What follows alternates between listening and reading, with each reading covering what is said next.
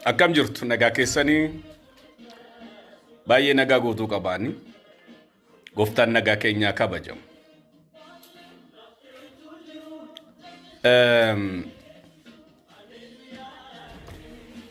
Isinitti dhaga'ama ree gaafii tokko isin gaafadhe gaafii gabaabduu waanuma qullucci jettee isin gaafadha. Egaa daddafaati mee copy link godhaa kaamee dhaqaatii anga isin copy link naa gootanitti hin gaafadhu gaafii kana. Ariifadhaa kaamee iskiriinii kana tuqaati sendi godhaa. Gooftaan isin haa eebbisu. Thank you.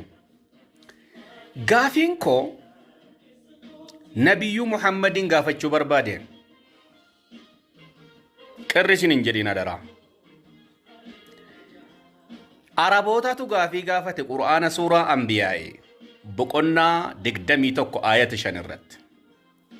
Waanuma gabaabdu faliya'atinaa bi'aayatin kamaa ursila al-awwaliin. Yoo dhugumatti raajii akka warra durii taate nutti kootu jedhaniin dinqii hojjadhuuti waan dinqii way nutti garsiisii mee yoo nabiyyii taate jedhan anaa miti kan jedhe adaraa. የኔ ጥያቄ አይደለም ጥያቄው በቁርአን ላይ ያለው ነብዩ መሐመድን የጠየቁትን ጥያቄ ነው የጠየቁት። በእውነቱ ነብይ ከሆንክ አሉ ሱራ 21 ከቁጥር 5 እንደ ቀደመቱ ነቢያት በምልክት ይምጣብን አሉ።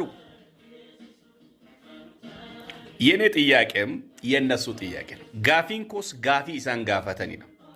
قرآن سورة فاتحة الرحنج إلى سورة البقرة سورة إبتكوف كل أفريقيا ست معجزان نبي محمد حجة نجرة منجو إلى أمي معجزان موسى حجته سورة يونس كيست بريف ميرا سورة هدو كيست بريف معجزان إيسا سورة آل إمران بقنا سدي أفرتمي سجل الرد أني أخلق لكم من الطين كهيئة الطير فأنفخ فيه فيكون طيرا بإذن الله وأبرئ الأكمح والأبرص وأوحي الموتى إلى آخر الآية.